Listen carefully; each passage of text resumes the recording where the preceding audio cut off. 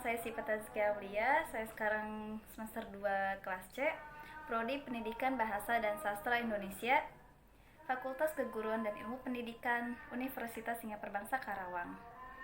Tujuan saya membuat vlog ini adalah untuk memenuhi salah satu tugas mata kuliah apresiasi prosa fiksi Indonesia dengan dosen pengampu yaitu Ibu Verina Meliasanti SSMPD. Adapun karya prosa fiksi yang saya apresiasi yaitu sebuah novel dengan genre percintaan dan persahabatan yang berjudul Never Too Far. Nama penulis Pia Devina, tahun terbit 2018, jumlah halaman 240 halaman, dan penerbit PT Gramedia Pustaka Utama. Selanjutnya saya akan mengulas unsur-unsur intrinsik yang terdapat pada novel ini. Pertama yaitu sinopsis. Sinopsis di dalam novel ini yaitu kisah percintaan remaja yang memendam rasa cintanya itu selama bertahun-tahun. Mungkin kedengarannya gak masuk akal ya, bisa memendam rasa suka kepada seseorang itu selama bertahun-tahun. Namun nyatanya gak jadi masalah buat seorang Nina tuh buat ia bisa memendam rasa cintanya kepada Paras. Ya, Nina itu seorang perempuan yang dimaksud telah memendam rasa cintanya kepada si Paras ini. Dan si Paras ini adalah kakak kelasnya si Nina, sekaligus ketua OSIS di sekolahan pada waktu mereka duduk di bangku SMP. Nina sendiri menyukai Paras sejak ia masih SMP. Kesalahan Nina sendiri yaitu memendam rasa cintanya kepada Paras, sehingga ia merasa selalu dihantui dengan Paras yang selalu hadir dalam mimpinya setiap kali si Nina tuh tidur. Bahkan setelah bertahun-tahun pun, sejak sudah lulus dari SMP tuh si Nina masih suka teringat sama si Paras ini. Kok bisa gitu ya?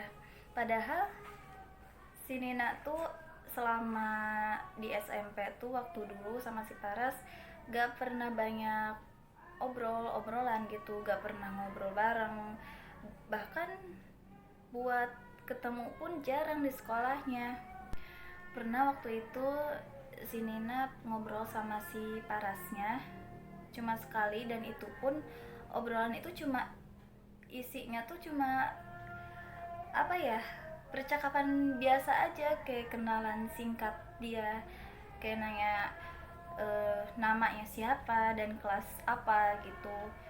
Dan terjadinya percakapan itu pun dibantu sama kakak kelasnya si Nina, yaitu namanya Kak Dina.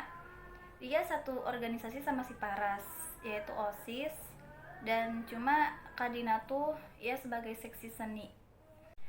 Namun obrolan mereka yang pertama ini gak pernah bisa pupus atau gak pernah bisa dilupain sama sekali sama si Nina ini selama bertahun-tahun. Jadi ngerasa Nina tuh obrolan itu tuh paling terkesan gitu sama si Paras ini. Dan sampai SMA pun Nina masih teringat akan sosok si Paras ini. Bahkan sampai teman-teman terdekatnya si Nina tuh bilang kalau Paras tuh unreal, gak perlu diingat-ingat lagi sama si Nina tuh. Tapi ya hati Nina gak bisa dibohongi, jadi selalu teringat, walaupun Nina ini posisinya udah punya pacar yaitu si Lupi. Dan sebenarnya si Lupi sendiri pun tahu kalau Nina tuh masih selalu ingat sama si Paras. Tapi dengan kesabarannya si Lupi terus ngingetin. Dan kadang-kadang temennya yang si Ica tuh suka ngingetin kalau misalnya, Nin, kamu masih ingat enggak sama Kak Paras gitu. Jadi kadang Nina tuh perasaannya pelin-pelan, gak bisa nentu banget gitu, gak bisa danta orangnya.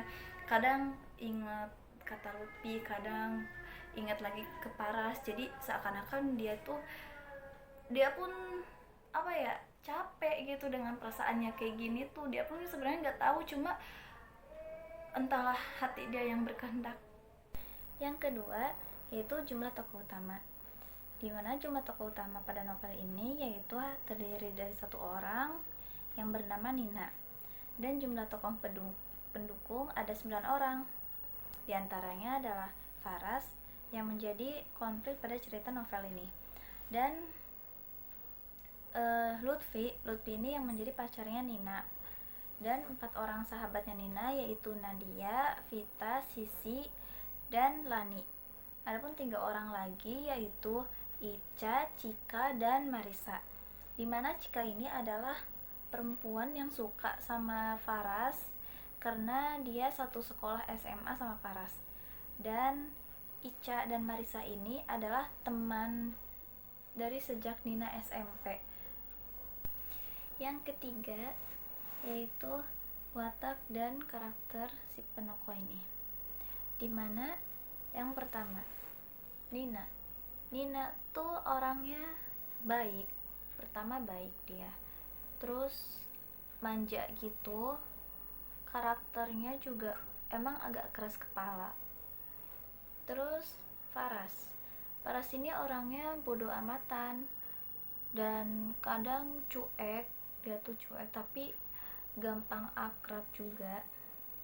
Dan ketiga Lutfi tuh orangnya baik, penyabar, sabar banget orangnya buat ngadepin si Nina ini, dan juga pendiam. Lutfi tuh emang orangnya pendiam. Terus 4 sahabat Nina ini yang pertama Nadia tuh orangnya paling care sama Nina.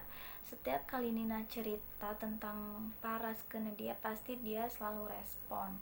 Dan kedua yaitu Sisi ini pemain basket di sekolahnya. Dia orangnya tuh gak sabaran, gampang emosian juga. Terus yang ketiga ada Vita ini Vita tuh orangnya kurus, terus dia nyenengin juga sih orangnya, paling suka suka dibully gitu sama geng si Nina ini. Terus yang terakhir ada Lani itu orangnya kalem, dia emang orangnya cantik, kalem, gak banyak ngomong gitu. Terus ada Cika, Marisa, sama Ica. Ica dan Marisa ini emang temen SMP-nya Nina, dan sekarang sekolah SMA-nya tuh beda sama si Nina ini. Dia paling care sahabat Nina dari SMP sampai SMA. Dia mereka berdua tuh tetap care sama si Nina ini, baik banget, selalu ngedengerin cerita si Nina. Terus yang terakhir itu Cika nih orangnya pengen menang sendiri gitu, egois. Yang keempat ada alur, dimana alur pada novel ini menggunakan alur campuran. Terdapat pada novelnya pada saat si Nina ini waktu SMA dia menceritakan kembali waktu SMP-nya, dan kembali lagi ke cerita SMA-nya. Setelah itu baru dia menceritakan sesudah lulus SMA. Yang kelima ada latar, dimana latar ini terdiri dari 3 bagian. Yang pertama yaitu tempat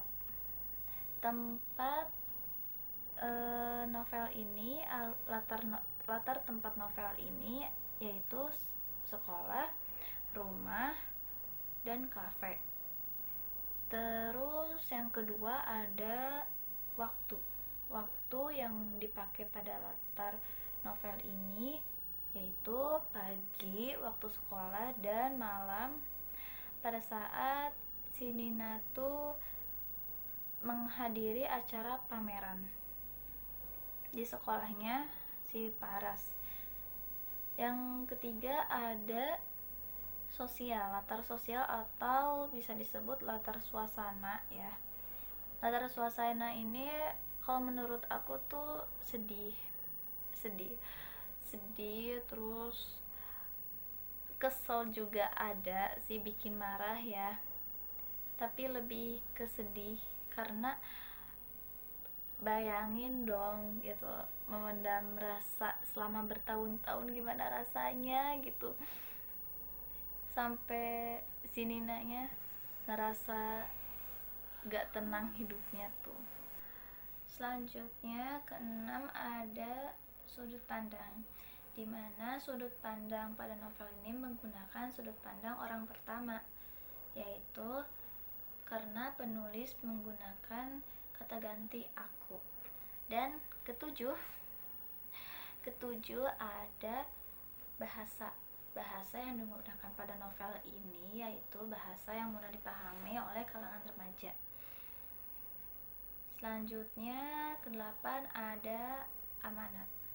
Amanat pada novel ini yaitu jangan terlalu berharap pada seseorang yang tidak pasti keberadaannya, yang gak tahu orang itu peduli atau enggak sama kita. Intinya jangan terlalu banyak berharap pada sesuatu. Dan selanjutnya terakhir ada tema. Tema pada novel ini menggunakan tema percintaan. Meski genrenya ada persahabatan, namun tema pada novel ini lebih condong kepada percintaan. Setelah saya mengapresiasi novel ini lebih dominan kepada pendekatan emotif, di mana pengertian pendekatan emotif tersendiri ini yaitu menemukan unsur-unsur yang menyelami emosi terhadap perasaan si pembaca. Lalu ada keunggulan dan kekurangan terhadap novel ini. Keunggulan novel ini yaitu bahasa yang digunakannya mudah dipahami oleh semua kalangan, khususnya kalangan remaja. Lalu dalam konflik ceritanya juga bikin greget, sehingga merasa si pembaca tuh terjun langsung ke dunia cerita si novel itu.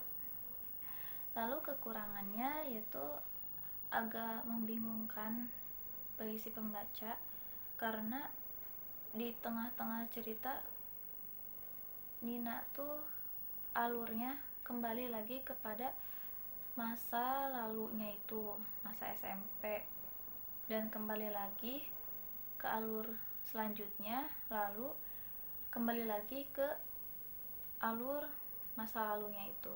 Jadi buat saya pribadi sih ya agak membingungkan juga gitu, tapi tetap seru ceritanya. Jujur sih ya, saya pribadi udah baca novel ini tuh udah 2 kali. Walaupun udah tahu ceritanya, alurnya bagaimana, tapi emang bener banget novel ini tuh bisa ngehibur kita yang kalau misalnya lagi sepi gitu, lagi gak ada kerjaan, butuh hiburan. Ini bisa jadi penghibur buat kita.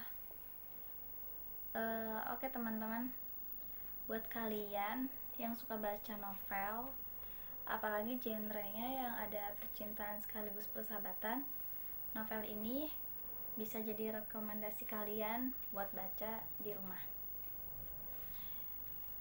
Mungkin sekian yang dapat saya sampaikan melalui pemahaman saya sendiri. Semoga apa yang dapat saya sampaikan ini bisa bermanfaat buat kalian. Baik teman-teman, selebihnya hanyalah milik Allah Subhanahu wa Ta'ala. Saya Syifa Tazkiyah Aulia pamit undur diri. Assalamualaikum warahmatullahi wabarakatuh.